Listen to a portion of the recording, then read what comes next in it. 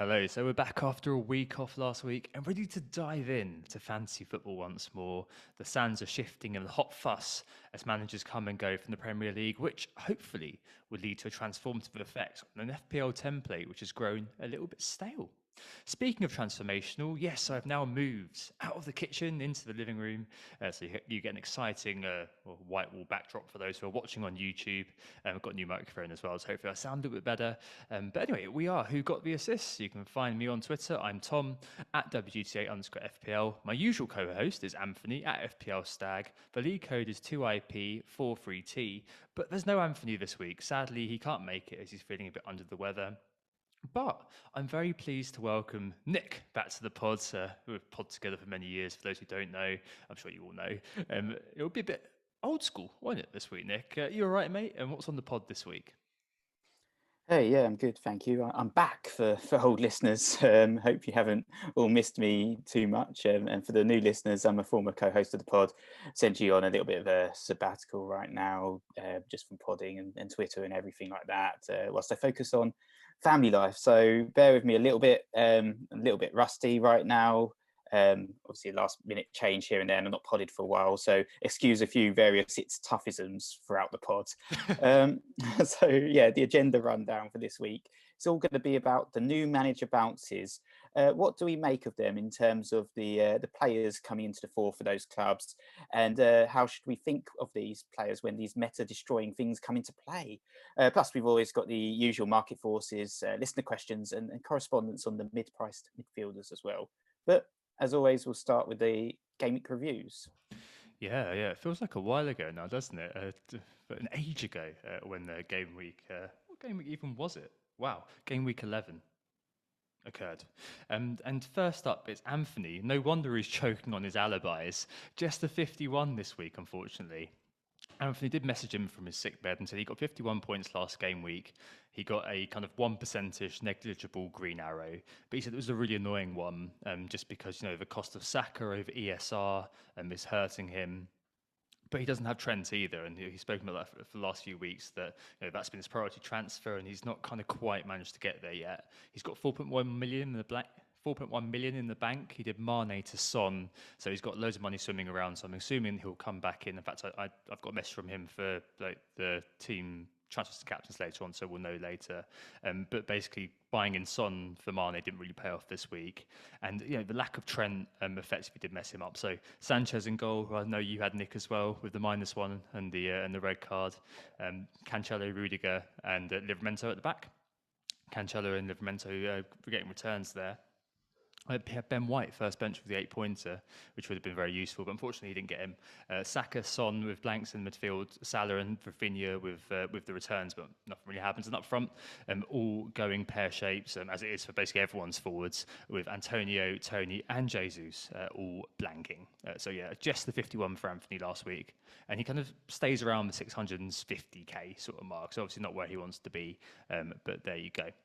Next up, Nick this week, 66 points you got. Yeah, 66 points. I'm pretty happy with that. I think it's just a little bit of a Dustland fairy tale ultimately because, I'm still kind of picking up from the wreckage of that previous game week where I captained Vardy over Salah against United and just set my rank crushing down. So I'm sort of in a bit of a recovery stage at the moment, but 66 points gets me back to around 369k, sort of heading slowly back into respectability, I guess. But yeah, I mean, in terms of this game week, the villain was Sanchez in goal with the -1, and also the front line. I did get on Harry Kane early. Obviously, everyone's going to be getting him in now potentially with the fixtures and his England performances. But I got on him early, trying to get some points against Everton. Obviously, blanked, and Ivan Toney blanked as well with just 1-pointer up front. Rafinha, I guess, was the start of midfield with 9. But ultimately, the success came from opting for a 5 at the back strategy for this particular week. So I backed my defenders. And yeah, Cancelo got me 14, Trent's 12, Livramento 6, Ben White got 8. And unfortunately, the only one that blanked was Ben Chilwell with the 2-pointer. Unfortunately, going for him over Reece James a couple of weeks ago is not really working out for me. But so far, but yeah, otherwise I'm pretty happy with this game week. Yeah, more than decent, I think. A 5 at the back. I was thinking, oh, he must have got an auto sub there, but no. I remember you saying in the Slack as well. I've purposely gone 5 at the back this week. It's just so rare you see it, isn't it? We've got some questions about this later on actually, but it's so rare you see it, isn't it? Having that 5 at the back sort of structure looks a bit weird, kind of looking like kind of the arrow. But yeah, it's cool to see it pay off to some extent this week. As you said, unlucky about Chilwell.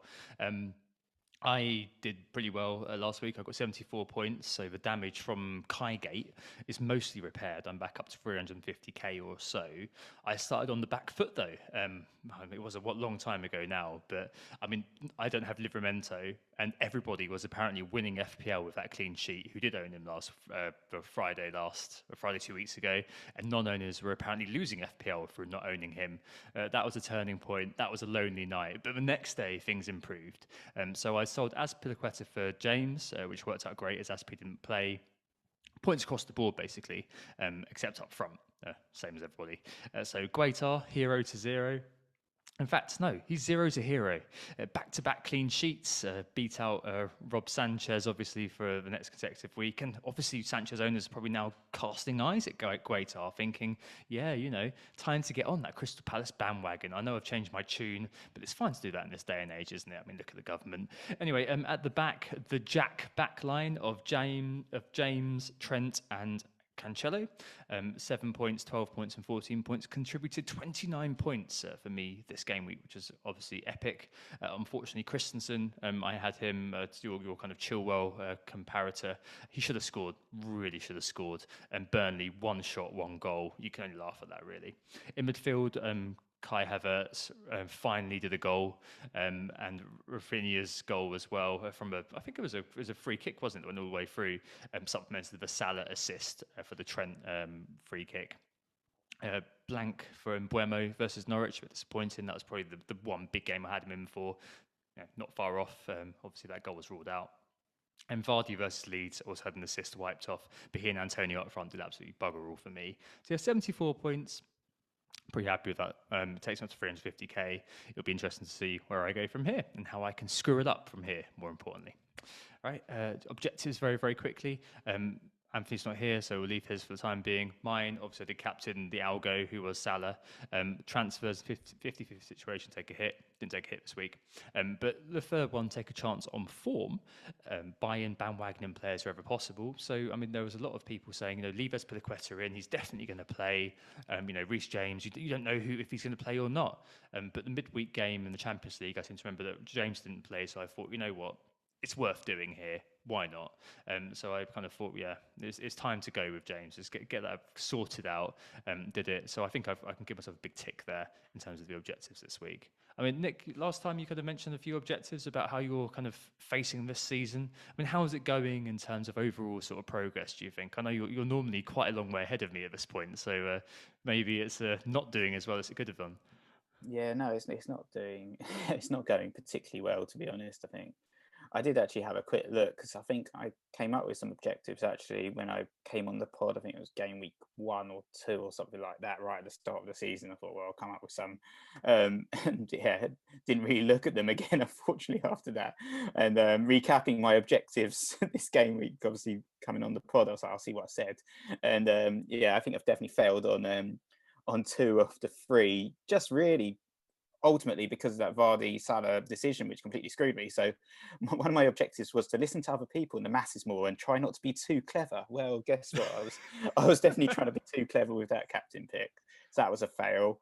The second one, I guess I'm sort of passing, which is if there's momentum behind the pick, try and catch that momentum in its first wave whilst there's still a differential. And I think generally I've succeeding with that, a little bit. I've not necessarily got some good examples of that. But I've tried to jump on a few momentum wagons like Foden and now Harry Kane and see how that works out in the next few game weeks, I guess.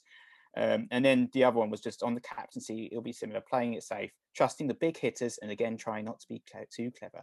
Calculated gambles are good, but certainly we saw it this week that the mainstream picks all bossed it, and the template is a template for a reason. So that's what I said in game week 1.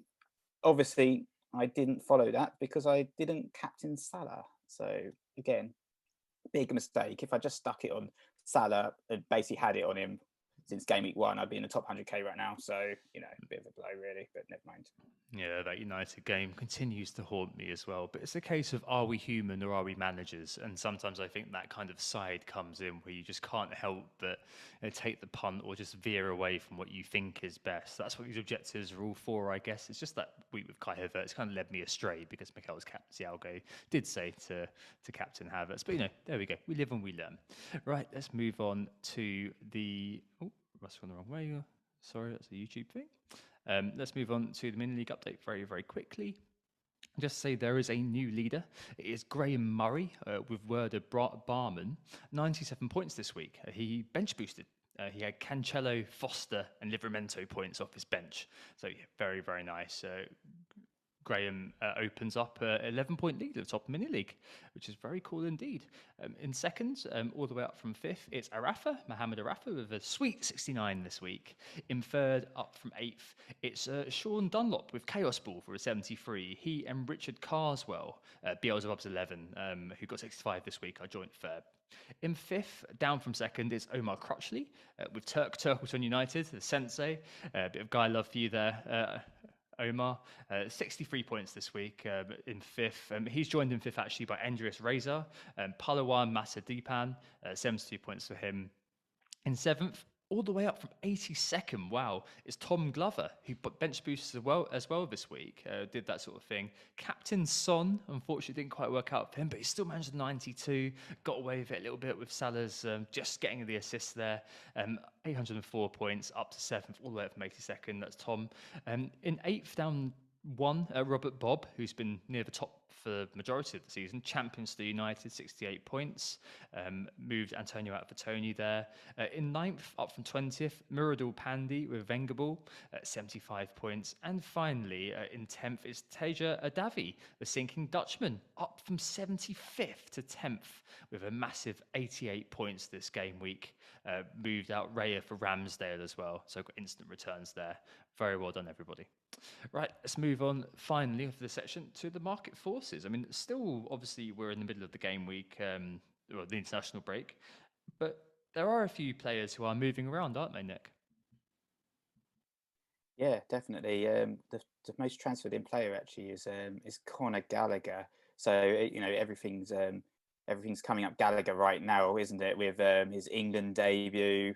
I don't think he scored. We started podding near the end of the match, but he had a couple of good chances in that game as well. And in terms of FPL, he's been absolutely smashing it recently. 4 goals now and 4 assists. That takes him now to being the second highest scoring midfielder in the game with 62 points. Though unbelievably, he's still 55 behind Mo Salah in first, which is just phenomenal what a season Mo Salah's having. But yeah, besides the point, Gallagher sort of only 5.8. He's a cut price asset in that midfield.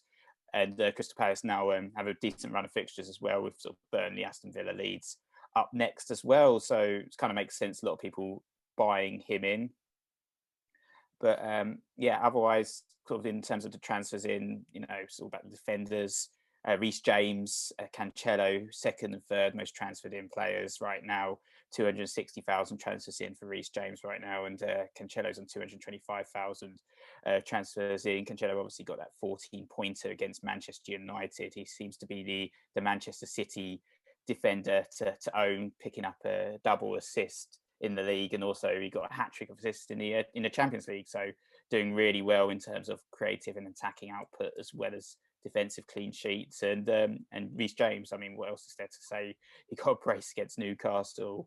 He got a goal against Norwich as well in 7-0, and got an assist against Burnley, even though they lost the clean sheet. He still picked up a couple of bonus. So got 7 points in that game as well. So yeah, Reece James owners all laughing all the way to the bank right now. Yeah, I hope so soon. It's interesting in the defence actually, because I was looking at players who've been sold, and second for sales is Alonso. 136,000 people have finally given up the ghost on Alonso. It seems a bit weird. It feels like people have kind of had him in their team for ages, or just looked at FPL again. Like, I don't understand how after 5 blanks you suddenly decided, Yeah, it's time to get rid of this guy now. I'm going to get him Reece James. The same is probably true of Luke Shaw as well, who's been sold by 67,000 managers thus far. You got to kind of be thinking that's the third most sold defender, by the way. And you got to be thinking, hang on a minute, like has someone just gone, how's your FPL? Oh, hang on a minute. Oh, Alonso. Oh, he's cropped. Oh, I'll get someone else in. Very strange behaviour. That I mean, you've got Sanchez, which I can understand, most sold player, 171k or so. Danny Ings, third most sold player. Like, who sat there with Ings in their team? It's a bit weird, isn't it? I was looking at it. I was like, what's happened to the market forces? This has been this odd all season. Yeah, seeing Danny Ings hasn't played the last couple of games, but only had one goal in about 8 games or something before that. I was like, where are all these Danny Ings owners coming from? And also what surprised me a little bit actually was Antonio appearing in the top 5 most transferred in players. I was like, where's this Antonio love coming from all of a sudden? Because I'd have kind of thought that everyone kind of owns him already to a certain extent. And if you don't own him, why are you bringing him in now after sort of I don't one goal understand in it. 5 games? It's like the Ivan Toney, people buying in Ivan Toney all season despite not scoring at all. He still seems to attract new owners. It's a bit weird. And Antonio obviously smashed it right at the start of the season. It was absolutely brilliant for the first month of the season, but just one goal in 5 games. It seems a bit odd that he's now attracting owners again. Very weird. It almost seems like, a group of bots has just gone, oh, I have Danny Ings, need to sell. Oh, who is scoring highly? Mikel Antonio, I will buy. Like, it doesn't make any, like, normally the market force at least reflects the past game week's outcomes. And yeah, Gallagher, James, Cancelo, Smith Rowe, that kind of does do it, as does Livramento. McCarthy, the most bought in Sanchez replacement, BT Dubs. But yeah, Antonio makes absolutely no sense. I don't know why he's figuring in the top 5. And it literally must be a case of people who are selling Ings, just thinking, oh yeah, who am I going to replace him with? Who scored the highest? Oh, this Antonio fella, because the forwards have been so rubbish that they're going to have to be buying in whoever's top of the list. Don't care about form, it's just whoever scored the most points. Very, very bizarre.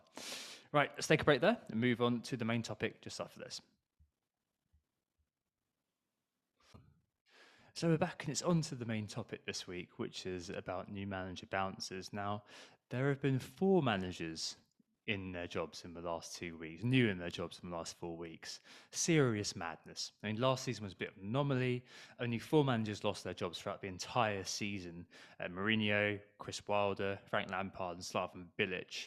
But it seems like the pandemic excuse or whatever, which kept managers relatively stable in their jobs last season, no longer washes, basically. But yeah, there's been 4 appointments since the start of November. Antonio Conte, Eddie Howe, Steven Gerrard and Dean Smith. So Nuno was sacked by Spurs on the 1st of November. Conte was appointed swiftly on the 2nd. Steve Bruce was sacked on the 20th of October, actually. Eddie Howe was appointed a week ago on the 8th of November formally. Dean Smith was sacked on the 7th of November, and Steven Gerrard appointed just 4 days ago.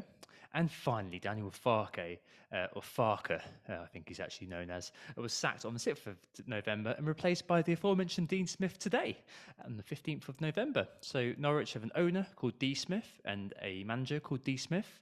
And a fun fact, Dean Smith has only been out of work a total of 8 days in the last 10 years. Wow, a man in demand. But anyway, I think there's a lot to talk about here, as the question it raises simply, obviously, is what do we make of new manager bounces in FPL? There seems to be kind of a couple of schools of thought about kind of this potentially template shifting crop of managers. One school is caution. Somebody told me that we should just kind of be cautious. We don't know about the new manager impact. We should wait and see first. Whereas the other school, somebody there would tell me that, jump on it, citing examples like Pogba when Oli came in, or Dele when Mourinho did at Spurs, which we'll speak about in just a minute. But before we go into those sort of kind of past examples, Nick, I mean, with new manager bounces or new managers coming in, there's always this question of caution and risk, isn't there? I mean, you're famously in the past been quite a cautious manager. Where do you stand on all this sort of thinking about new managers coming into the Premier League? Yeah, so I think a new manager obviously is a good thing ultimately. I think we do see when a new manager comes in, they're sort of out with the old. There's a sort of a broad level of excitement. You see it on Twitter typically. Everyone's talking about the players at team, and who's going to come back into life, who's going to spark the attention again. And invariably people like Telly Alli and people like that sort of get mentioned, which we'll cover a little bit later. But I think it's a good thing. We talk about sort of toxicity going to be instantly cleared from the clubs. New regimes bringing out the best of all those players, and invariably will go to pot again sort of 6 months later. But I think ultimately, the concept of the new manager bounce is a valid concept, and I think there is an argument behind it. Obviously, as well, you have to think about tactics changes, personnel changes. When Tuchel took over at Chelsea, we didn't know who the hell was going to be nailed. Brought up a lot of question marks in terms of who his best team was. We'll probably see that a little bit at some of these clubs as well. But yeah, definitely, I think it's a good thing. Yeah, for sure. It's definitely interesting to see what happens. I think it does reinvigorate certain individuals. I think it also highlights this idea of kind of forecasting in FPL. There's something called future projection bias, which we spoke about on the psychology kind of summer special podcast, which is where we find it hard to imagine what we'll feel like in the future, as we can only feel like what we feel now. And there's also recency bias as well, which we'll all be aware of. Those two things I think can combine to make us reticent to forecast and take what I think can be a bit of a cautious approach at times. And I guess what made me think that is people who are still unsure of, say, Kane, and justify that by citing numbers from this past year, which are admittedly kind of bad, but downplaying the notion that a new manager could come in and transform things. I mean, subjective, of course, but I suspect that Conte, if he was appointed in the summer, would have headed off any of those sort of rumblings that we saw, and we'll come on to that in just a second when we speak about Kane. But I mean, should we forecast data, Nick, more, or should we forecast in general more positively when we think about new managers? You said just there, new manager bounce is a thing. Like, I'm inclined to think that we should give them tabula rasa, a clean slate, and think everything will be all right when it comes to these new guys coming in. I mean, stuff like talisman theory kind of remains, but a lot of the data which is produced in the ex-manager system feels like it should just be left on the shelf, really, doesn't it? I mean, are there any lessons from the past that come to mind? I mean, you mentioned a couple just then. Yeah, I think these managers, you kind of have to pick up from the bones of the old regime, don't they, to a certain extent. So obviously, using the example of Conte and Nuno, because it's a little bit closer to my heart. What happened with Nuno at Spurs? Maybe you could have said there should have been a little bit of a new manager bounce when he first took over at the start of the season, and I guess there was, with sort of a dogged victory against Manchester City against the odds, and a couple other sort of limited 1-0 wins, which kind of painted over a few of the cracks in terms of the performances that were actually being put on the pitch. Because surprisingly, actually, over the course of this season, Spurs have taken the least shots out of every single Premier League club, which is appalling when you consider their reputation compared to the likes of Norwich, the likes of Burnley, the likes of Newcastle. To have actually taken less shots than those guys is just pretty incredible. But if you've got a new guy in Conte, and he's making changes instantly in terms of the strategy, the tactics that he deploys, for instance, with the wing backs playing a sort of a 3-5-2, which he's quite famous for. When he took over at Chelsea, he obviously turned sort of Marcus Alonso and Victor Moses actually into phenomenal wing backs out of the blue, and those guys were getting lots of goals, lots of assists, lots of clean sheets, and you'd like to think that he can sort of turn the likes of Emerson and Reguilon into potentially FPL assets, when previously they've been very restricted under Nuno in terms of getting forward, that sort of thing, and also just in general in terms of making changes at the club. I've read in Football London, for instance, that he's gone into the canteen, he's banned pizza, ketchup, brown sauce, fizzy drinks, apparently. So trying to make that sort of impact. We'll see how it goes, obviously, but getting rid of that old regime, getting rid of the toxicity, starting afresh. I think we can sort of look to the future and say, right, off the back of these changes, off the back of what the managers have done before, we can forecast that things are definitely going to improve, even if it doesn't turn them into FPL assets immediately. There's definitely the potential there. Yeah, absolutely. I think what's really interesting as well is that, as you're speaking about on the club level, through things like banning ketchup, all the way through to making those tactical changes to sweep away what wasn't quite working under Nuno, and also kind of the aura that Conte is going to bring as a proven winner versus Nuno, who was the Wolves manager With all due respect to Nuno, there's no contest in terms of what a player is going to take from Conte. The word of Conte is going to be a lot more than the word of Nuno, unfortunately. And I think, one small lesson from FPL that I've learned over the past little while, and I've only had a short amount of time to actually research this for this podcast. But one thing that I really like is that FPL is so on point when it comes to new manager bounces, because individuals in particular are ones that benefit from the new manager. And I'm going to wheel out a couple of examples here, but these are players who are actually fairly obvious. Like, in some ways, these players are the ones who aren't performing particularly well under the old manager for whatever reason. You can kind of read into men's souls, read into motivation or whatever.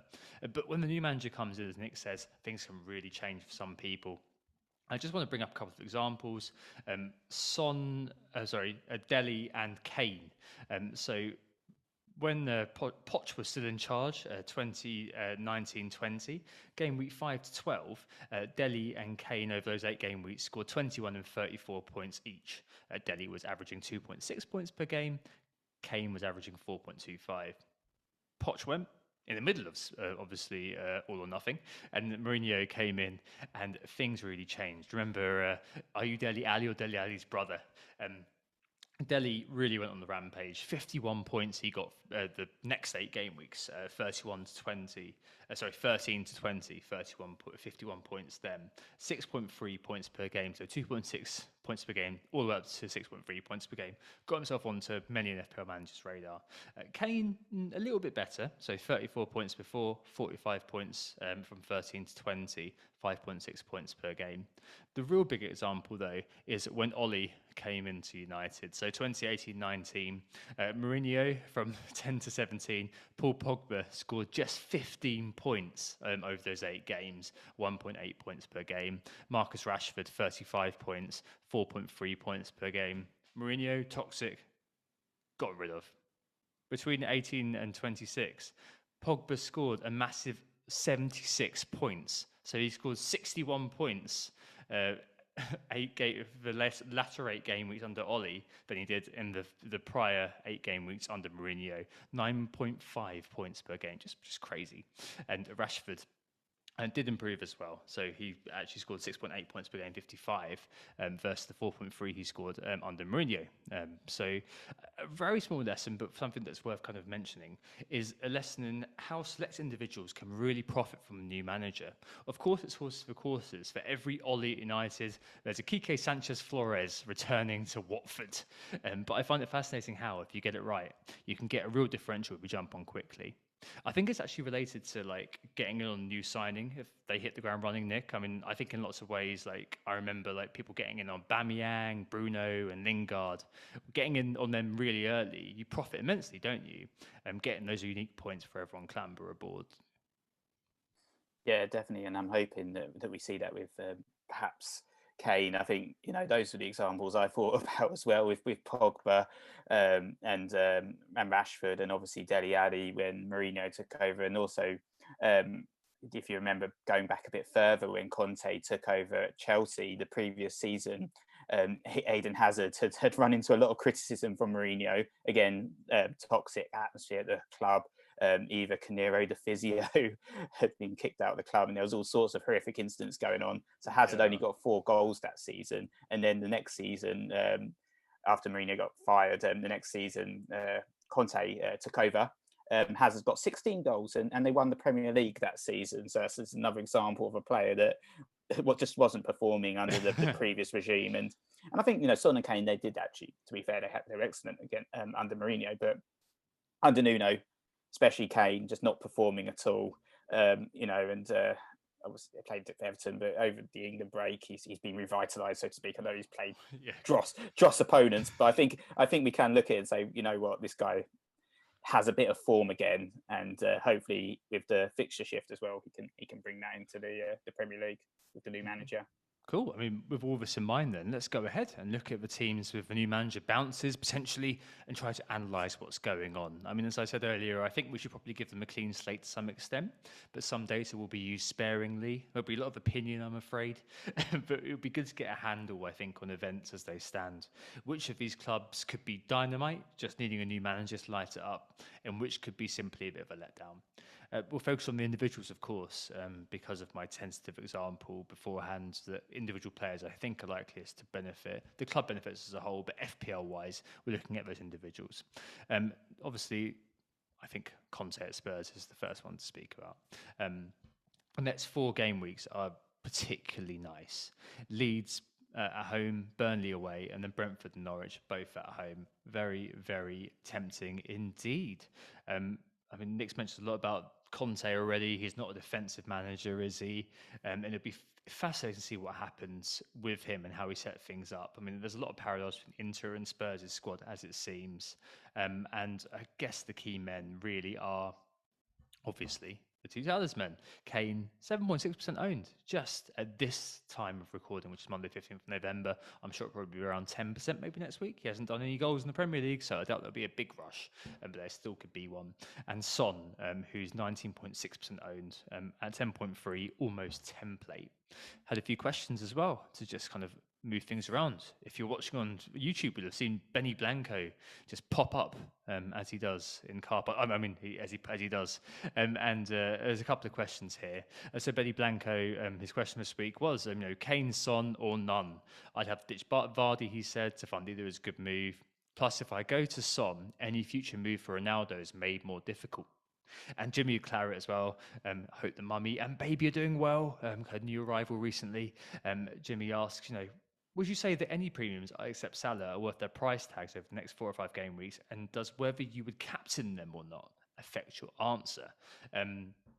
So I think it's interesting just to meditate for now on Son and Kane, Nick. I mean, their stats don't make great reading at all. Son is 20th overall for non-pen XG, similar to the likes of non-pen XGI, that is, sorry, similar to the likes of Fornals and beaten out by the likes of Yuri Tillemore and Ivan Toney. So is the answer obvious? It's Kane. He's done a hat-trick against farmers from Albania and San Marino. Well, I mean, he's 29th, actually. He's below the likes of Rodrigo and ASM in terms of expected goal involvement. I mean, we spoke about these guys on the last pod, ex-200 Club members. I mean, what do you think about these two? I mean, it's all about Kane, right? Surely. Well, I'm actually looking at it, and I'm looking at the fixtures. I don't know if I'm just feeling a little bit of hype, but I've already got Kane. I'm thinking, is there room for one more Son in my team as well? Because you could feasibly double up. I mean, ultimately, we're looking at the premium options right now, and obviously everyone owns Salah, but outside of Salah, what other premiums do we have? A few people have Vardy. A lot of people, thinking about ditching Vardy. I think ditching Vardy for Kane, finding the extra money is a reasonable move for sure, and it obviously gives you a little bit of flexibility in terms of having a space and the money for the premium sort of forward as well to answer Benny's question. But I think you could feasibly double up. It is a bit of a gamble, but ultimately it is a game where you want to take some gambles if you want to get to the sort of the top.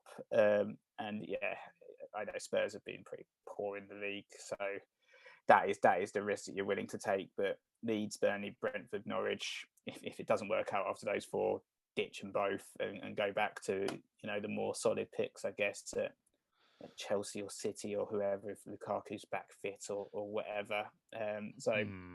I guess if I can't really pick between the two of them either. If you're going to go for just the one, I think it's really hard to say. I think Son, obviously as a midfielder, I think he has a bit of a higher ceiling actually, because he gets those extra points for the goals and gets the extra point if they do keep a clean sheet. So I do really like Son as a pick, and he is cheaper. But Kane as a lower sort of ownership as well was a little bit more of a differential, which gets a little bit more exciting as well. So there's pros and cons to owning either of them at the moment.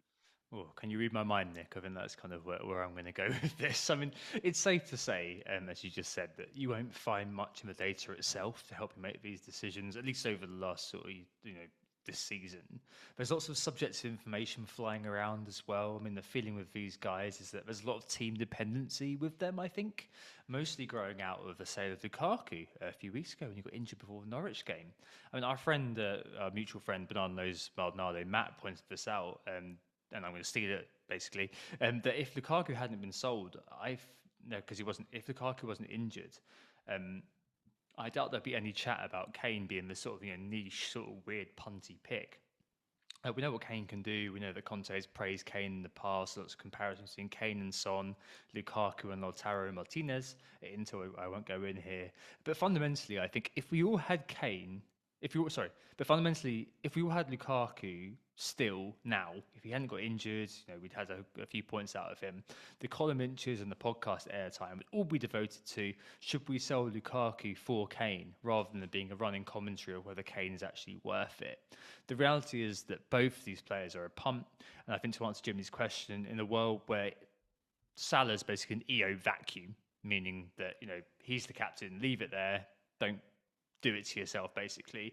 Look for those differentials. And as Nick said, the low ownership of Kane is so alluring to me. And I don't really see the monetary difference as being as important at the moment if we've only got Salah, and maybe Kane would be the second kind of premium. I mean, I can get both with Vardy and Kai Havertz to sell. I'm not seeking to tranquilise the debate, of course, but in answer to Benny Blanco's question particularly, I'm leaning towards Kane simply because he's an excellent piggy bank, as after the next four, I can seamlessly move him on for Ronaldo. If needed, because Man United's fixtures from Game Week 16 are very, very nice. And fundamentally with Kane, we know which role he's going to play. I also hate all the forwards and think form may be engendered by these very nice fixtures. We'll talk about Wilson in just a second. With Son, it's not really as clear what role he will play. It's disingenuous, of course, to say he's droppable. That's not true. And if you're lacking Trent or something, getting him rather than Kane to allow you to get to Trent is obviously a great idea. Bet at the moment for me, Kane is on top, but it's just a shimmy and a shake to get me to Son if that was what I decided to do. So it's quite close between the two of them, that's for sure.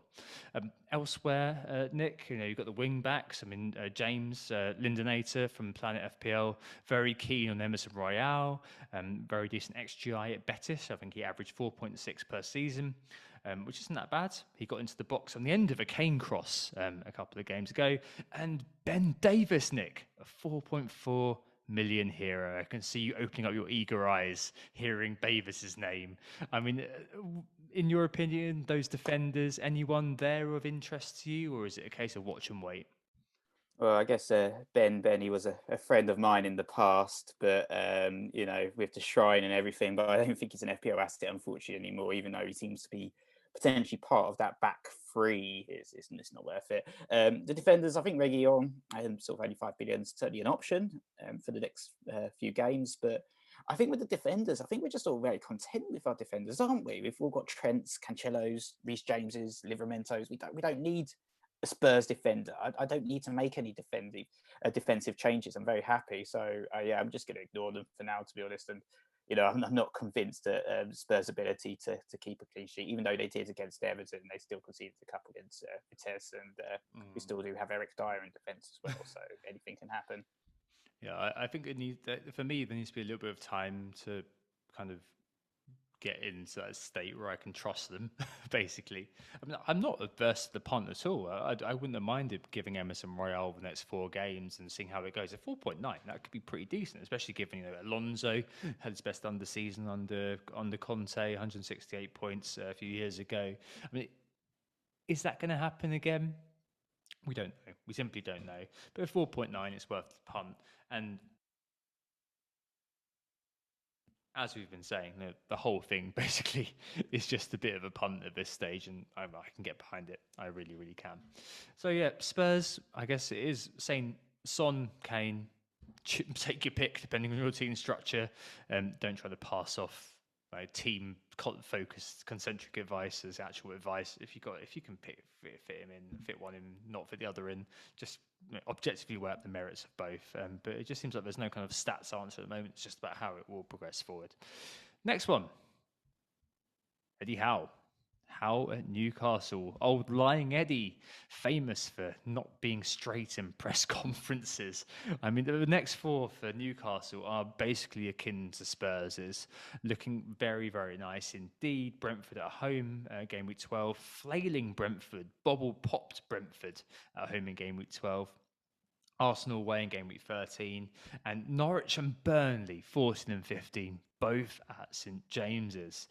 Obviously, the key men are clear, but there is one key man I think out there, Callum Wilson, and there is a lot of interest in the FPL community. So FPL Commanders asked if he should sell Antonio, who's been bought. He's been bought in, bro, for Wilson. And FPL Fledging asks if getting Wilson in straight away is worth it. The great run of games to come under Eddie Howe. I mean, any interest in Callum Wilson, Nick? 2.3, 2.4% owned, like real differential kind of territory. You don't look like you like him very much though. Yeah, I do like Callum Wilson as a footballer. I think he's very talented footballer. I just don't think he plays with plays for a team that's particularly talented in themselves and creates a lot of chances. And I particularly think that selling Antonio for Callum Wilson isn't a good idea. Even though Antonio, as I was mocking him in market forces for only scoring one goal in 5 games, West Ham have just been on an absolute dynamite run of form, haven't they? And he was unlucky to concede to not score or assist at all in the 3-2 game against Liverpool, and obviously the 4-1 against Aston Villa as well. He didn't get anything at all. So I think he's been particularly unfortunate that he just hasn't been on the end of those particular chances. But West Ham are a free scoring team. And looking excellent. Newcastle currently are not a free scoring team, as I said, between Antonio, Wilson, both very talented footballers, but in terms of the clubs they play for, I just wouldn't sell Antonio. I think Antonio is going to get a lot more chances per game than Wilson, and that is actually illustrated in the stats as well. I know we said we weren't going to talk too many stats, but Antonio's had sort of a chance every 24.9 minutes this season, whilst Wilson's had a chance every 39.4.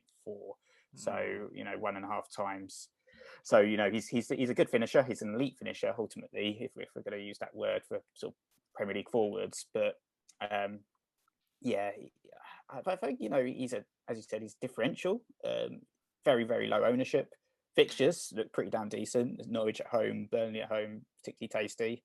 So you could go for him, and I think he is the best pick if you do fancy going for the new manager bounce. He knows Eddie Howe very well, obviously, and performed excellently for him in the past at Bournemouth. So they've got a strong relationship there. So there's not going to be any sort of teething issues in terms of bonding with the manager, any of that crap. So yeah, I think he's an option, but I just wouldn't sell Antonio necessarily. I think it seems a bit rash. Yeah, no, I wouldn't go there. But I mean, there's definitely a case for buying Wilson and the revitalisation potential that could occur under Howe. I mean, 3 out of 4 of the next 4, 3 out of 4 of the next games are home games, and Newcastle need their talisman. Simply put, under Howe, he was the 5th highest scoring forward in 18-19, 168 points that year. He started just 6.0 that year. And his data profile was Kane-esque back then. Decent XG and XA, and a really good link up with Ryan Fraser. That goal assist, goal Wilson, assist Fraser was absolutely everywhere, wasn't it? You kind of got used to seeing that all the time. But Newcastle kind of, reflecting what you said, Nick, have been bad, like really bad. Second bottom for expected goals. So Howe has a lot to work on, especially if he's forced to look at that attack as well as that defence, which has been leaking goals like nobody's business. It's all about talisman theory, really, with Wilson. But I still feel like 7.3 feels a bit much for him, even though, as I said earlier on with Kane, I don't think money matters that much anymore. He still feels like a 6.5 million player at the moment who's overpriced by 0.8, as our friend James Crottle said many times. I can see the appeal, and with those 3 games, the must-win sort of element of it. But I mean, it depends how good Howe is. Is Howe going to be a miracle worker who's going to make a very kind of flaccid-looking Newcastle team into a more kind of attacking, cohesive unit? I just don't know. And I'm kind of happy to take my chances with Conte and Kane over Wilson and Howe, basically. Elsewhere, Matt Ritchie, Ryan Fraser, the Bournemouth band back together. I read in The Athletic this week that Fraser and Howe had a coffee on the South Coast and sorted everything out after Ryan Fraser refused to play for him during the lockdown and didn't appear again for them in Project Restart. I mean, are there any other kind of places of interest here? I mean, how teams concede 60 plus goals a season basically, which means a defender is a clear no-go. It seems to be all about the talisman in Newcastle, and that's kind of no new news. St. Maximan, Nick, has he kind of entered your thoughts, or at least kind of entered your notes of this podcast? Yeah, I do like Sid Maximin. I'm still kind of a bit pissed off, to be honest, about his switch to a forward and getting the price hike over the summer. Because I think if he was sort of a 5.5 million midfielder, Oh, he'd he'd be actually look like perfect. a really tasty option. But If he yeah, was six, like he solved so many problems, like 5.5 to six. I think there'll be so many people just going, yeah, yeah, I'll have a piece of that. Oh, so annoying. You're right. I'm annoyed now because you've just said that. Oh, I can imagine the burning hatred within you at this point. Let's smile like you mean it and continue on, Nick. yeah, yeah. I mean, obviously he's done all right so far, hasn't he? Couple of goals, a few assists, and he's actually a really really good player as well. Very very talented footballer. Just a bit, 6.8 million again for a forward. Like Wilson, he's quite a little bit expensive. Well, not expensive, but I just think there are better picks out there than him right now. Yeah, fair play. I mean, he's pretty good for like a third striker if you're in a 3-4-3. But I do feel like with Newcastle, it's Wilson. Either that or you kind of watch and wait. And there's definitely like an occasion to just say, you know what, leave Brentford, leave Arsenal, and then 14-15, if things really picked up, grab Wilson for those two home games, Norwich and Burnley, if the kind of vacancy up front arises. Right, let's move on to Villa quickly. And yeah, Steven Gerrard installed not very long ago. Very exciting player when you were young, Nick. But can it be double exciting at Villa? So, I mean, they're second bottom for XG from open play, and they've never really recovered from losing Grealish. I mean, the opening fixtures were under Gerrard. Brighton at home, Palace away, Man City at home, and Leicester at home. Yes, they've got 3 out of 4 fixtures at Villa Park, but there's definitely a case that you could watch and wait for those fixtures. It'd be interesting to see kind of obviously what happens with Villa under Gerrard's stewardship and their players as well. I think that actually, funnily enough, the key one that stands out to me from hearing from Villa fans like Andrew Deal, a friend of the pod, you can find him on Twitter at The Real Deal, tells us, for example, that Gerrard really likes attacking fullbacks. So Matty Cash could be one who's of interest, and that's basically using James Tavernier as an example. So yes, different league, but he was contributing on average a goal or assist every game last season. Last season, 12 goals, 9 assists. So one who is of vague interest, Emi Buendia and Leon Bailey, perhaps. Remember at the start of the season when everybody owned Buendia, or I owned Ings actually. Yeah, that's interesting. And you said earlier on that Benny was a friend of yours. Well, Emi was a friend of mine at the start of this season. 15 goals, 15 assists last season in the Championship. A goal or assist, 0.81 uh, of 0.81 XG or XA per game, basically. Yeah, very, very interesting. If he does kick off and is able to translate that form from Championship to the Premier League, and Leon Bailey, okay, at Leverkusen, never gotten into kind of double figures ever in terms of goals or assists. But he had kind of 11-ish average expected goal involvements per season at Leverkusen. And also you got your Watkinses, your Ingses. Watkins, a serial woodwork botherer. And Ings is just clinical. He has had a few good appearances in the Villa shirt already. Any interest in these guys, Nick? I think the kind of the current fixture run isn't that great, as I kind of mentioned earlier on in terms of the next 4. So it really does lend itself, doesn't it, to that kind of watch and wait. And people are selling Ings, for example, en masse. Yeah, I feel like just Villa sort of just died a death over the past 3 or 4 game weeks. So I'm hoping that they do get a little bit of a new manager bounce just to make them a little bit more interesting to watch. And it's just interesting as well to see how Gerrard's sort of operates with the sort of talented players he's got. Because I think Ollie Watkins was excellent last season. Ultimately, I know not everyone thought so, but last season he got 14 goals, 9 assists, and that's pretty damn decent output for your first season in the Premier League. And ever since the signing of Danny Ings, I just don't think it's gelled quite well. So, and obviously they've also brought in Liam Bailey, Emi Buendia. So you've got 3 new very, very good attacking players, but Dean Smith never managed to get them all playing attacking free flowing football, and obviously they lost Jack Grealish as well, which would have had an impact in terms of losing their best creative player. So a lot of work there for Steven Gerrard, and we'll see how he gets on. I think, as you said, watch and wait for now. They've got Manchester City, Leicester, couple of tough games, but we'll see how he gets on. As you said, the defence might come into interest as well. Kept a lot of clean sheets last season, as we know from Martinez's performance. 186 points he got at the end of last season, which is a phenomenal return for a goalkeeper. So the likes of Cash, if they can tidy up at the back a little bit, and Cash gets forward, gets those assists and goals, he could feasibly be an option. And same with the left side as well. If someone like Ashley Young, for instance, nails down that fullback slot ahead of Matty Target, then he could be an option as well, 84.7. Probably a bit old now, though. I think 36. He is quite old, yeah. But young is old, unfortunately. But I think the one to watch, obviously, game week 16, Liverpool away. That'll be just one of those. Where it's like, well, okay, keep an eye on it. Can Gerrard go and upset the apple cart at his old stomping ground? But feasibly, between game week 17, where they have Norwich away, all the way until kind of game week 30, 31. There's a decent enough run for Villa.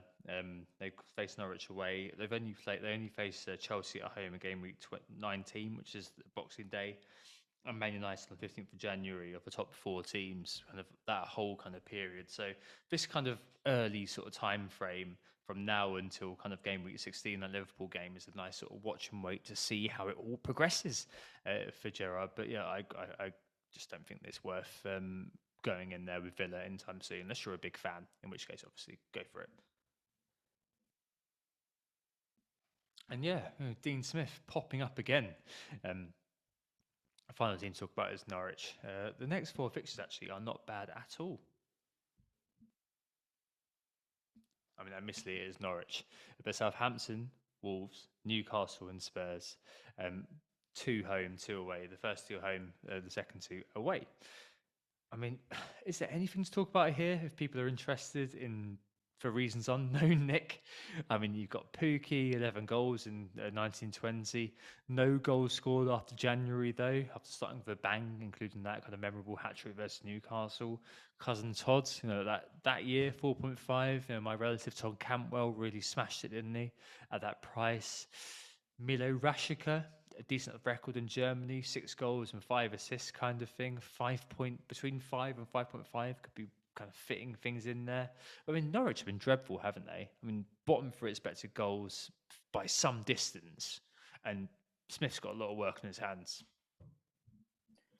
Yeah, I don't think we're going to be rushing to get those Norwich assets in. I think, obviously, if you're going to pick anyone out a hat, it may be Pookie at sort of 5.8 million with the reasonable fixture run as well. The next few aren't too bad, but I wouldn't be rushing off the back of the new manager bounce. It's kind of Dean Smith's a not particularly exciting appointment. I was half expecting Sam Allardyce to come in, bring back Sam's Town, but yeah, no, I don't think there's anyone there. Todd Cantwell, as you said, 5.3 million. Apparently he's red flags due to lack of match fitness, which seems a bit of an odd one. Surely that's self-perpetuating, but I don't know what's going on there. Yeah, Pookie, I guess. No one else. Let's kind of wrap it up there. Yeah, swiftly. I think there's obviously the only one that I could even vaguely make a case for is Matthias Norman at 4.5. 4.5 loves a shot. 15 this season, 0 in the box. Proper Ruben Neves kind of character. Let's bring it to a close, shall we? New manager bounces. What do we make of new manager bounces in FPL? Well, I think we're favouring, in terms of the actual specifics, Spurs and Newcastle assets, Wilson, more. I still think individuals will profit the most. There will be somebody we haven't mentioned, Lucas Moura or a Dele Alli, someone like that, maybe even a Steven Bergwijn, who absolutely smashes it from left field. But I guess overall, when it comes to this, I'm just hoping the template is disturbed and we'll find a couple of players to really push things on, create those bandwagons that we sorely need in fantasy football. What do you think of all of this, Nick, I mean, what do you make of new manager bounces in FPL? Yeah, I certainly think it has a little bit of a change, and I think you can sort of throw it on its head a little bit as well, and think about the teams and who they're playing. For instance, last week we targeted Aston Villa for Southampton, so a lot of people like myself played Livramento, thinking Aston Villa at home, Aston Villa dreadful right now. If Gerrard was in early, maybe I wouldn't be as cocksure about that kind of move, for instance, as well. And same with, obviously Spurs being less of an easy target, perhaps now that they're under Conte, or even, like Newcastle, those actually, I think probably under Eddie Howe, they're probably going to concede even more than they did under Steve Bruce. So you have to weigh it up to a certain degree. But I think certainly, as you said, it shifts the template. It's a good thing as far as we're concerned to see a little bit of change, a little bit of excitement, something new. Certainly as a Spurs fan, I'm excited right now about Conte and what he can bring compared to how bloody awful Nuno was. So, yeah, I think that pretty much sums it up for me. Yeah, exactly. We'll get into the current template and how it's shifting in just a moment in the questions. But for now, let's take a break. I'm back for you in just a minute.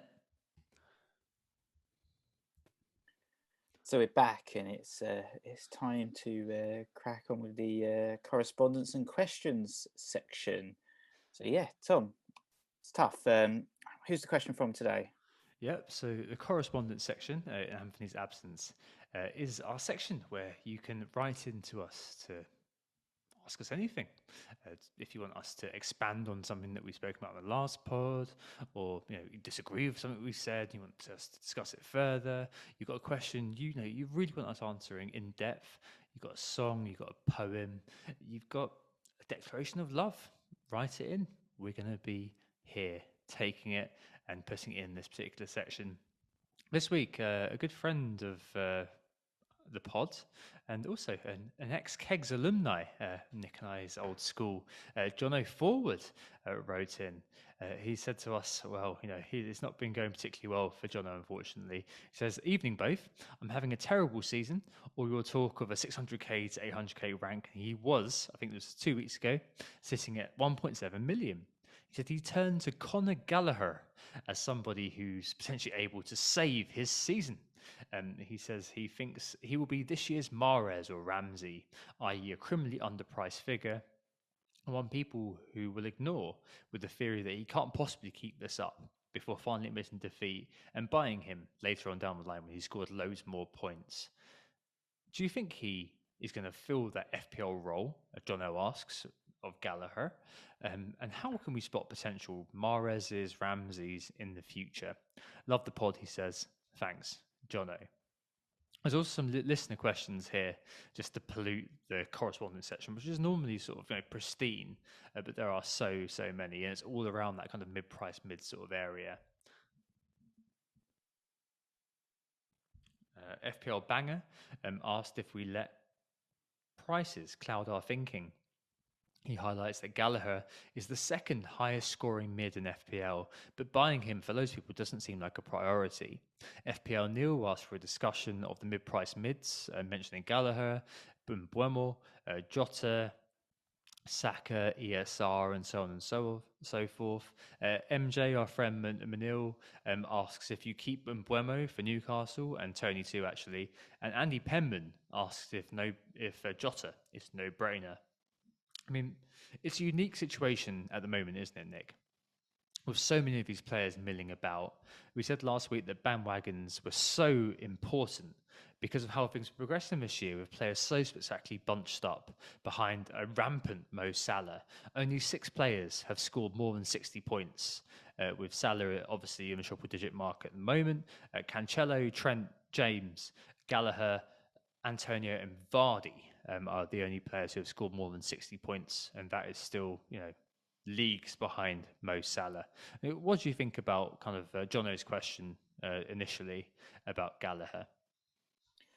Yeah, I think he's certainly an option, but I do wonder like how much of a season saver he's going to be, just because of all the people that are now buying in Gallagher on in their droves. So he's not going to be too much of a differential any longer. As I said, he's top of the market forces right now. I know his correspondence was a couple of weeks old, as you said, Tom. So maybe, if we'd answered before the Manchester City game and said get him in, and Jono would have got that golden assist, then he might be a bit happier, perhaps. But right now, since then, at least, he's got a golden assist against City and a goal against Wolves, and moved right up to being the second highest scoring midfielder in the game. So he is a great pick.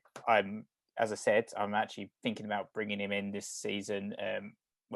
This game week, just because Palace's fixtures as well really starting to brighten up with sort of Burnley, Villa, Leeds. So generally, actually, all the way up until Christmas, they've got a really, really nice run of fixtures. So you could keep him for the next 10 or so game weeks and hope he just continues to trickle along with the points. So yeah, in terms of an FPL pick, I think he's a great one around that price. I think it's always hard to kind of spot those future Mahrez's, future Ramseys. There's always a kind of chap that emerges out of nowhere around the 5.5 million price. We actually used to do, I remember we used to do the sort of 5.5 million mids analysis back in the day, didn't we, when we were younger? And trying to look at those players around that price point that we think are going to be the next Mahrez, or Josh King. Ryan Fraser was one that actually emerged that season as a great pick back in this sort of Bournemouth days. But and also Souček last season as well. I think we all kind of called him out at the beginning of the season when we saw his price at 5 million. We're like, incredible, and jumped on him. But certainly this season it's been about Connor, but it's also been about Smith Rowe. Also started off the season 5.5 million. Both I think it was Smith Rowe's England debut as well tonight. Both had their England debuts today. So both emerging talents, and I think it's all about trying to find that next emerging talent and try and get on that wagon as quickly as possible. Easier said than done, but there's always kind of this sort of Mason Greenwood type character. But yeah, I mean, this is close to my heart because I'm setting Gray, who's another one that was 5.5 start of the season. Started off really, really well. I didn't get any of those returns, by the way, but he got 3 goals in the first 4 games. And then since I got him in, he's done jack. He's got me, I think, 2 assists or something. And I'm looking at Gallagher, but I could also look at Smith Rowe as another option. I know you've got more Wayo, but I think I've missed out on the on the Brentwood wagon. Well, I'm not missed out because he's not got any points, but I think I'm not going to bother with the double up, especially because Ivan Toney and the fixtures are going to start stiffening soon as well. But. Yeah, it's definitely game over for Mbeumo. I think just to bring it back to Gallagher for a moment. I mean, he's been a bench hero for so many. I mean, our friend Death Star FPL has had him off the bench for both those double figure goals, hasn't he, recently? Much to our chagrin in the min league that we're in. But it's a really interesting idea, this sort of price quality heuristic, which is what Banger's alluding to about his price. That idea being that we'd always assume that price is something which is a shortcut to indicate quality. In fact, that could often be a little bit misleading, that idea that price equals quality. And when you think of things like when you buy an own brand product versus a branded one, often there's very little difference between paying for a supermarket brand thing versus kind of a branded thing. You're paying for the name. And Gallagher, the ownership is now rising steadily. Is 15.3%, alluding to what you said, Nick, about perhaps the last couple of weeks things have changed a little bit. So it's pretty warranted to think about him as a bit of kind of a bit of a bandwagon who may sustain the season thus far. He's got a similar goal involvement to the likes of Trent and Rafinha. But unfashionable little Palace, who he plays for, can mean that his impact is slightly obscured. It's worth noting that when Millie has played for Palace, his role seems to change a little bit, and the reintroduction of Eze to the team soon can mean that his role may change still further. But nonetheless, spoiler, I find myself with Gallagher now. After swapping him in for Benny a few days ago, when like he was going to rise in price. I mean, I looked at his data, and his underlying data is really, really good. I rewatched match of the day, last game he played, and he was very, very good actually against City too. And I thought it was worth kind of trying to catch that rise when I could, effectively. He's what I need, and it's time. But the river is wild, really, around that kind of 7.5 million mark. I've still got Kai Havertz to sell for another under 7.5 million player. And what's really nice is how those players are now mostly sitting in the differential to ultra differential category. Andy Pemmer mentioned Jota. Jota is fourth for expected non-penalty goal involvement this season. And it seems a no-brainer if you've got 7.5 million to spend to get him in, especially with Firmino out and Mane potentially having a knock international break. But yeah, I'm still a bit skeptical about him. I don't know what it is. I think it's that qualitatively, he's a very frustrating player to watch. So many misses. There's so many sort of Jota must score moments, which never come to fruition, basically. But quantitatively, I 100% get the appeal looking at the numbers, and I can see why Analytics FC need to change their boxer shorts every time they watch him play. And he's got a very, very good record against Arsenal as well. 7 goals in just 4 appearances. So he's one that if you probably, I'm probably in this position, I'm definitely in this position as well. He should probably be the one you get. ESR, you mentioned, Nick, an XG of 1.9, 4 goals scored. An XGI of 3.1, 6 goal involvements, 4 goals and 2 assists, you mentioned. Is that sustainable? Is it a bandwagon I've missed? From an Arsenal point of view, I hope I haven't. From an FPL point of view, I hope I have. And the other side of the coin, actually, is Saka at 6.3. 1 goal and 2 assists from a very, very similar XGI of 3.2. Smith Rose is 3.1. I've sung Saka's praises before, and it's really interesting to see kind of how fortunes can diverge, and if you do convert, what can kind of happen there. I just want to throw another couple of names in here, actually. One is from City. He's not Foden. Doesn't look a thing like Jesus. Instead, he's Bernardo Silva. I know he did a goal against United. That's not really what's kind of prompted me here. Instead, it's just been how generally excellent he's been this season. It's Pep's kind of meritocracy in action. He costs you 7.1, and he's the highest scoring Man City mid, actually, at the moment. Why? Expected minutes, basically. I mean, he's playing a lot this year. I mean, he was hashtag leaving in the summer, as James Richardson put it on the Total Football podcast.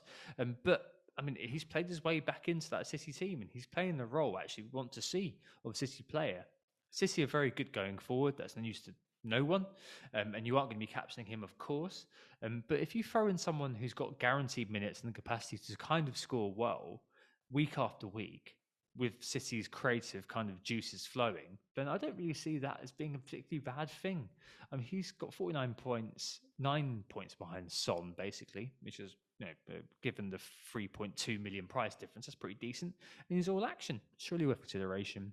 The other one that I am considering is Leandro Trossard, 6.5 million. He's actually out of position at the moment. He's up front. I did look at Maxwell Cornet as well, but Hindu Monkey this week pointed out that his conversion is 50% at the moment from a meager number of chances, and Burnley are not doing very well in terms of expected goals. So I think he's probably a bit one to watch and wait on. But Trossard himself up front, good fixtures for Brighton and great underlying numbers. In terms of the analog stats, he's top for pen box touches and top for shots on target amongst midfielders who cost less than 7.5. So I'm looking for kind of these sort of players at the moment. I need a 7.5 million midfielder to replace Kai to afford Vardy to Kane, and it's between Jota, who seems the obvious pick, Bernardo, who seems a bit left field, and Trossard, who seems a bit left field. I really like that kind of idea of having an ultra differential for my FPL team, just because I'm not at the rank that I want to be, and having a player who is kind of two to three to under 10% owned, it will be a very, very good thing. I mean, if in time, I think I will be looking at Jared Bowen as well. He's sipped for non-pen XGI this season amongst all players in the Premier League. But at the moment, he obviously is not really worth mentioning because the West Ham fixtures aren't that great. But to answer Jono's question, I think bandwagons are always going to be super important. They're going to be the ones, as he alludes to in his initial question, about a player who can save the season, like Mahrez, like Ramsey. If you can get on them early, especially in a context where things are very bunched up, getting a player like that, getting them on them early is a very, very good idea. And Gallagher is as good a punt as any, basically, in that category. The great thing is that the price bracket is relatively fluid. So you can jump between them all as needed. So yeah, it would be very interesting to do that. And as Nick said earlier on, trying to spot those players early is obviously a massive boon. But the fact they're all kind of similarly priced is a positive kind of outcome anyway. It means that if a player does start to pull away, then you can kind of jump on them, getting on them a bit earlier. Maybe as a case, just kind of eye test, stats, usual sort of get up. Jono wrote in to who got the assist at gmail.com. And if you want to be featured in the correspondence as part of these sort of questions, please write in there. Who got the assist at gmail.com. And normally Anthony would be very, very pleased to answer and receive your emails. It's just in this case, I've got to step in for him, although my Irish lilt is lacking. I'm not going to do that because that's very offensive. Right, let's move on to the listener questions. Big at the back, V94. It's happened again, Nick. It's happened again. Big at the back. Is it 5 at the back o'clock? So Snake FPL asks when the attacking heavy hitters are going to arrive, as 5 at the back looks a justifiable strategy right now, given how the defense are doing. Martin H asks if you had to pick a zombie defense, who would they be? FPL Tickle asks if 5-3-2, your formation, Nick, is viable over Christmas because defenders just get rotated less. Manic Stoic asks similar question. Should we go for a expensive defense and perhaps a shoe? Good use of a shoe. Expensive players altogether. And Dave CZ FPL asks, what do we think is the optimal formation over the Christmas period? Should it perhaps be 5-3-2? So you've spoken about this more than you think about probably anything else on this podcast over your career on WGTA, Nick. I mean, 5 at the back this season, do you think it's time, or big at the back this season in general? Do you think it's got some legs, or is it one of those things which is kind of a bit of a fad? No, I think it's 100% got some legs. I think certainly we see these things go in phases. Ultimately, when we first started the pod, defenders weren't really a thing in terms of targeting them. And, that particular season, we started seeing, the Liverpool defenders, the Chelsea City defenders come into their fruition. And then in the last couple of years, it kind of died a death to a certain extent. But I think it was well and truly back. And you saw it this particular game week with my team. I did take a little bit of a gamble in terms of going 5 at the back, and it paid off. And I think just targeting defenders and points there is quite a decent shadow play, actually, ultimately, because you can pick up and accrue some serious points in your FPL team without anyone really noticing them, and sort of just building from the back forward. And especially this season, we've got Mo Salah, obviously, but there aren't really any premiums that are kind of striking gold week in, week out that we really want in our teams.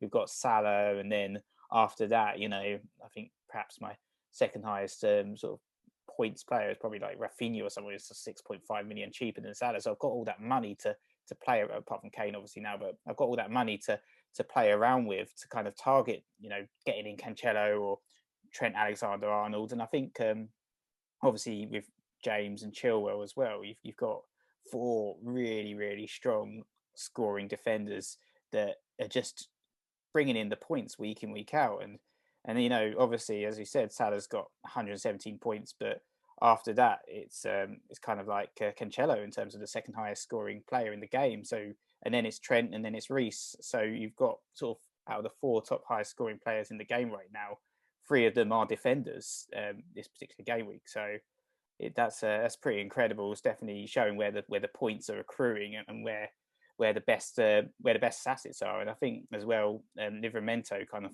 works as a really good cheap 5th defender as well that you can play week in, week out. I know, sort of going back to sort of what you talked earlier, a little bit earlier, about value and not bringing in and playing players because you kind of see them as cheap assets, so they're just bench options. I think Livramento's proved that you can get points at any price in the game. It doesn't matter what the player is priced at the start of the game. You shouldn't just bench Livramento because he's only 4 million. And just over the last few game weeks, he's been absolutely bossing it as well. So I think you can you can justify 5 premium defenders, but you can also justify 4 premium defenders and a Livramento and play 5 at the back, which is what I've been doing. So Yeah. so if I think about Martin's question as well, the FPL antique, so I'd probably just, ironically, I'd probably just stick with the 5 I've got, except swapping Ben White for Reece James, and I think that would be the perfect defence, just to set and forget and captain Mo Salah, and then just say, right, that's it, I'm done for FPL. Let's see what happens at the end of the season. Zombie it. I mean, it reminds me, actually, this whole thing reminds me of the Ram. Remember that a while back with Robertson, Alonso, and Mendy? Remember that sort of a fervour for those three, and they did really well for about kind of 5 or 6 game weeks. I mean, for now, it's the Jack attack in full swim. The Jack being James, Alex Arnold, and Cancelo, and also the Jackal. If you add in Chilwell and Livramento to that mixture. I mean, people are getting in a bit of a tizzy about it and thinking I've got to be down because I want them all. And the questions that we've been asked truly reflect that sort of big at the back theme. I think, as you said, there's definitely kind of a sense of, value about those players. It's indisputable. And we used to see every year, didn't we, that like goalkeepers were the most valuable assets in FPL, purely down to the X-Mins plus having those clean sheets. Take that to defenders. The wing backs obviously provide that sort of dual threat of attacking points, especially in the case of a player like how the amazing form Reece James is in. We'll speak about him in just a minute. And Alexander Arnold being the obvious option from the past and for the present as well. It does those kind of attacking returns versus the defensive ones as well. Having them both together is just it's a bit of a cheat code, as I said in the FPL Visio this week. But I think what's really important as well to just mention is the centre backs. Because I mean they don't get that much love a lot of the time, but in times of real sort of strife, the centre backs are the ones that often come through for you. I mean, we've got a greater sense of predictability about their expected minutes. And I know that week after week, unless you get kind of that fabled 15-pointer that I was chasing for many years with Harry Maguire, I was hoping for him to get that 15-pointer. I owned him on 3 separate occasions, hoping he'd get that goal with that massive head of his and get the clean sheet, get the 15 points. I mean, it never really happens. But a steady stream of 6 points can be very, very beneficial, especially if you have the boom and bust of those Chelsea defenders or even the Man City kind of defenders as well, the wing backs that is, coming in and out of the team. And the likes of Ruben Diaz, the likes of Virgil van Dijk could be really important actually over the next kind of few weeks, and especially in terms of the questions about the Christmas period. Only one of them could be low key, a fantastic differential. You could even go back to the goalkeeper and have an Edison or something like that in goal. But I think those overall, I think the defence is obviously a fantastic sort of source of points, as Nick said, a bit of a low key source of points, although it's getting more and more kind of now, 5 years later, in the meta to speak about defenders as kind of transferable assets. That whole sort of idea of them being a unit you don't really mess with is all over now. But I think we should give a bit more sort of respect to the centre backs as well. I think there'll be definitely a lot more kind of featuring in our teams as we go forward. I say owning Cody, but I do have the Jack at the moment. But who knows? I think it'll be really interesting to see how that kind of develops. Sticking with the defenders, actually, the Chelsea shuffle also may be impacting a few of you out there. So Darsh asked if he's actually missed the Chelsea fullback bus, or if it's worth considering bringing one of them in still. And Ainav, she asks if it's worth a side swap, considering they went with centre-backs, Rudiger, I guess, for the X-Mins in terms of Chelsea. I mean, I'd be worried about not owning one, Nick. I mean, what do you think about whether it's worth jumping on the Chelsea wing-back still? Yeah, I definitely would still target them. I don't think it's too late. I think ultimately, obviously you've missed out on some points already, but and they had a great fixture run. But even when they had tougher fixtures at the start of the season, for instance, in the first 6 games they played Liverpool, Manchester City, Arsenal, and Spurs. Over that sort of period, they only conceded 2 goals in total. So they picked up 4 clean sheets and just conceded 2 goals. And as I said, the fixtures don't mean too much in that respect. So I think there's still going to be plenty of clean sheets coming for Chelsea, and even in the games where they missed out on the clean sheets, the likes of Reece James, that's Ben Chilwell, will come up with attacking returns. For instance, James picked up a cheeky assist against Burnley, still got 7 points with a couple of extra bonus. I think if you go without a Chelsea defender, you're just going to damage yourself week in, week out, because everyone owns one, at least one by now. So it's going to continue to punish you, I think. So I think even if you don't own one right now, or you pick the wrong one like Alonso or Aspilicueta, I think it is probably fine to bite the bullet and get one of James or Chilwell, or even Rudiger. Rudiger seems to be the most nailed of all the defenders as well. So I think, as you mentioned, the centre backs, and you mentioned Diaz and Van Dijk, Rudiger's the other one that's sort of currently the fourth highest scoring defender in the chasing party of those centre backs. And as we hit the Christmas period, we're probably bound to see some more Tuchel trolling, aren't we? Yeah. We'll see Alonso and Chalobah or someone play right wing back and have a bit of rotation. But yeah, Rudiger's probably going to be the most nailed of them all over the whole fixture congestion, I think, personally. I just worry with Rudiger that he might be losing touch just because that contract situation appears to be a bit up in the air. But in general, I think you're right. And with Chelsea, yeah, obviously they've got Leicester and United next. But actually, until the end of this calendar year, they play Liverpool and Man City early in January. They only play United of the top four last season. So all of the fixtures to come are all very, very nice. It's just kind of that Tuchel tombola, which could be a bit of a problem. I mean, I'd be worried not owning one of the wing backs, that's for sure. There's those midweek games coming up, I guess, which places the emphasis on those expected minutes. So as Nick said, maybe Rudiger could be of interest. I think of the two, I own Reece James, so I would say this, but it's really interesting to see lots of people citing his record thus far under Tuchel and him being kind of rotated a lot. It feels a bit like kind of like crutching on the past a bit. That I mean, I think that maybe Reece James has turned the corner. If you look at kind of the performances that he's put in when he's been starting, I think he's now an integral part of the attacking approach that Chelsea take. Whereas last year, it was still all being figured out by Tuchel. Maybe it kind of links back to our theme about the new manager bounce, so on and so forth. He's certainly fit enough to continue starting. And I just think that, perhaps he is a vital weapon in how Tuchel's been setting up, the way in which, Chilwell has been speaking in the media about how they're both attacking the box, both really taking part in the forward play. And I think it'd be really interesting to kind of see how well James could go. And maybe he could be kind of, linking into the correspondence question, one of those kind of players who is a bit of a bandwagon and could this year prove to be a really high scoring player, simply because I'm not sure whether kind of an aging Aspilicueta, I mean, we have one or two games where that's going to happen, but an aging Aspilicueta is the only real sort of contender to that spot for Reece James. And Reece James is an incredibly fit and versatile player. I think it'll be really interesting to see how well he'll do this year. So him over Chilwell for me, simply.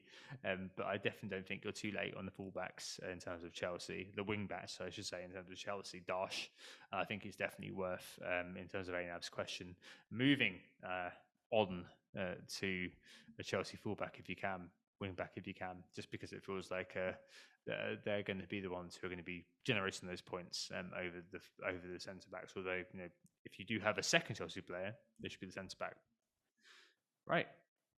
Next question: wildcard / general setup. So FPL Elf, his question this week was: I'm a wildcard, so if you're creating a team for November and December, where would your priorities lie?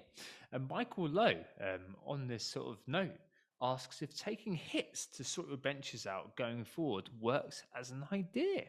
I think it's really interesting, actually, how we look at the November and December period, because I think the key is those Manchester clubs get to United and get to whoever has nailed at City over that period. United, as everybody seems to know at this point, have a great run of fixtures next year.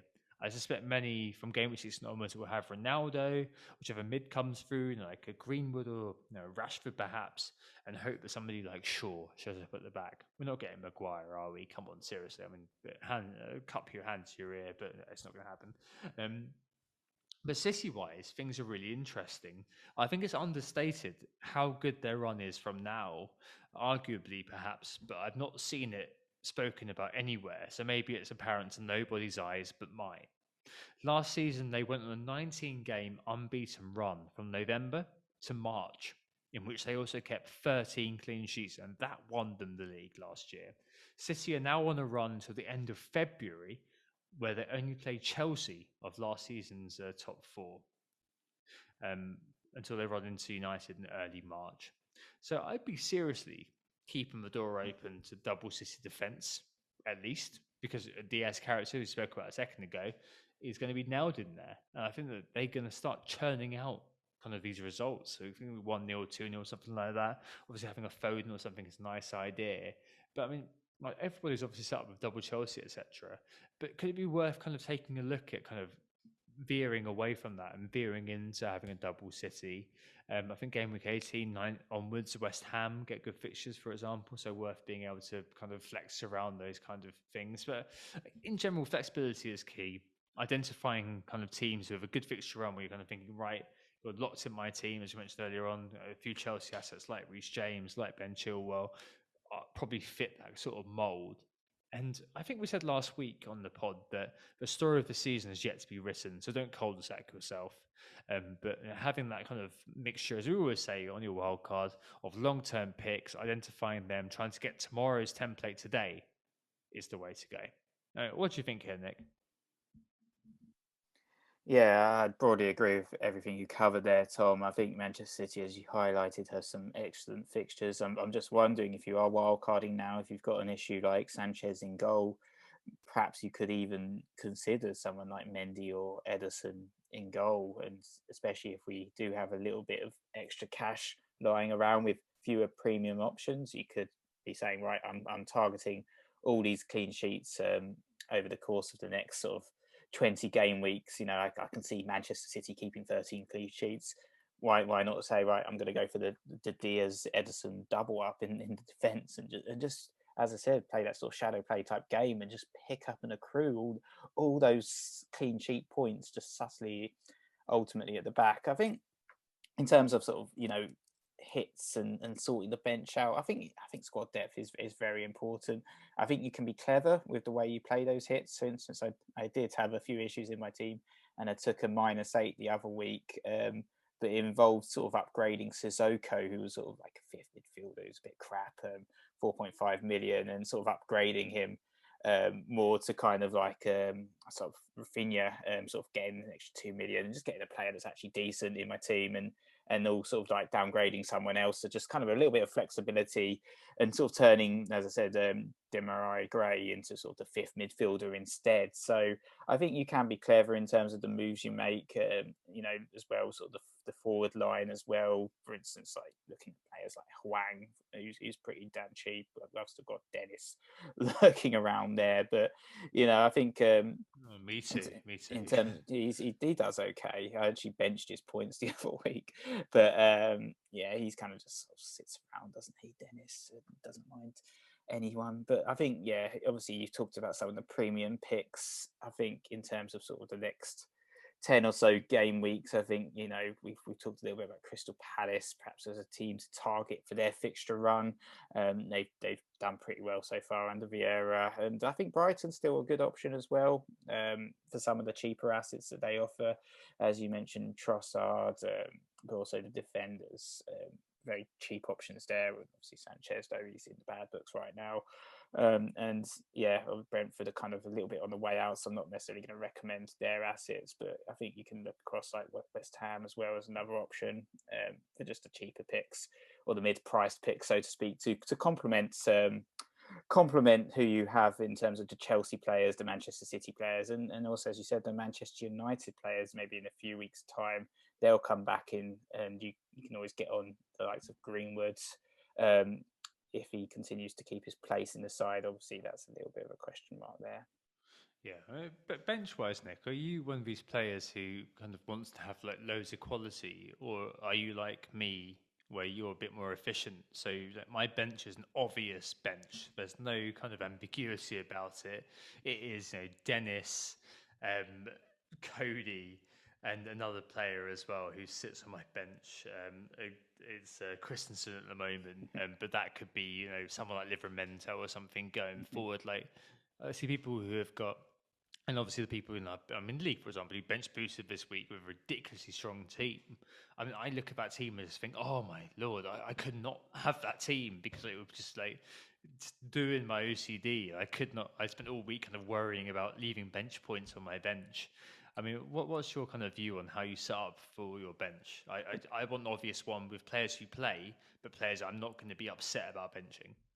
Well, that's kind of the classical strategy, isn't it? Like we've played this obviously for many years, and typically we kind of have three crap players that we know we're going to bench. Maybe one will rotate with another player that's in the starting 11, and that's typically how we play the game. But I think especially this season, as I said, we all seem to have a little bit of extra cash. There's not too many premiums catching our eye, so we're all spending a little bit more. And as I said, I kind of upgraded my crap player Sissoko into a sort of a 6.5 million player, and then it ended up benching sort of Ben Rama, Gray, and Dennis this week. So Ben Rama's not an obvious bench pick. Gray, I guess so.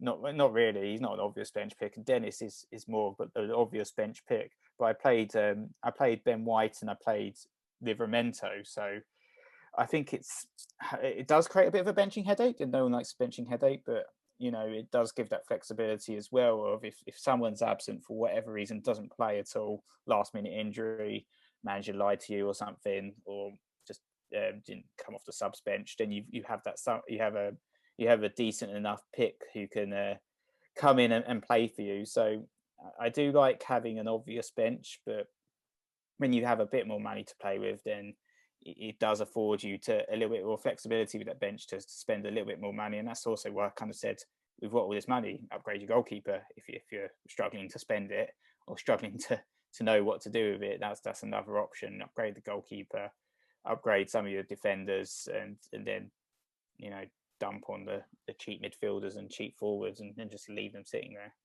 Yeah, that's basically the way I look at it. It's pretty just peace of mind, isn't it? Having rubbish players actually on the bench. Let's move on to the final question, which is about the captaincy conundrum. So, touching on earlier on, FPL dummy Tom asks if Kane or Son is worth the captaincy over Salah this week if we bought them, and Tanmay Gowda asks if it's time to diverge from Salah and go against the ubiquity of having the Egyptian king as your captain. I mean, I'm an Algo captain this year, as you know, Nick. But I'd captain Ronaldo if I had a free hit team against Watford. That's the way I would go for it. I'm not sure where else, looking at the kind of the list, maybe Foden for Everton or something like that. I'm really not sure, if Spurs are quite ready to have the trust that is needed to captain a player from them.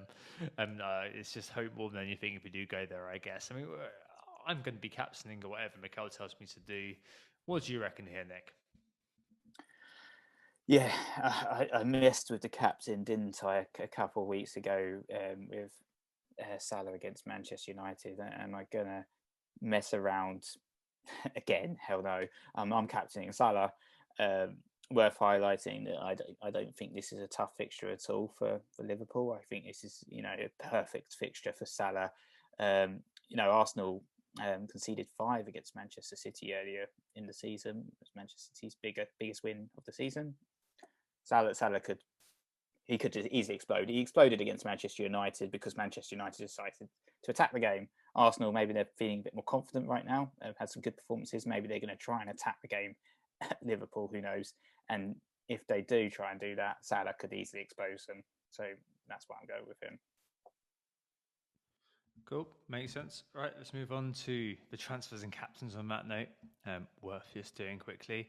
I mean, do you want to talk everyone through your team, Nick, and let us know what you're doing? I mean, you've got Sanchez out, Livramento, probably going to be an IB injury, isn't it? Any moves made? What you can do? Yeah. So I think with Sanchez, I think I'm just going to keep him there. I'm probably just going to do some bench trolling and just have Ben Foster play and see what happens. Probably a 1-pointer. Obviously, Foster got 11 last week.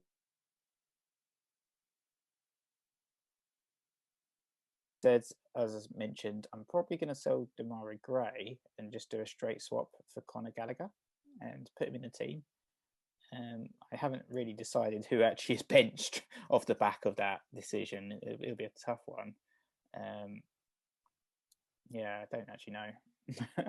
I have a little think, but I do really like the Gray Gallagher move, and then I have a little Yeah. bit of a think in terms of who gets the bench, because it's kind of one of those teams where none of the players in the starting 11 have particularly great fixtures, but they've all got kind of middling fixtures. It doesn't look particularly exciting. It's not one of those ones where you see all the Norwich at homes and the Burnleys at homes, and you get excited about the potential of a 100+ game week. It's kind of Leicester away, kind of crappy fixtures that most of the players have. But I think I really like the Gray Gallagher move, and then I'll maybe bench.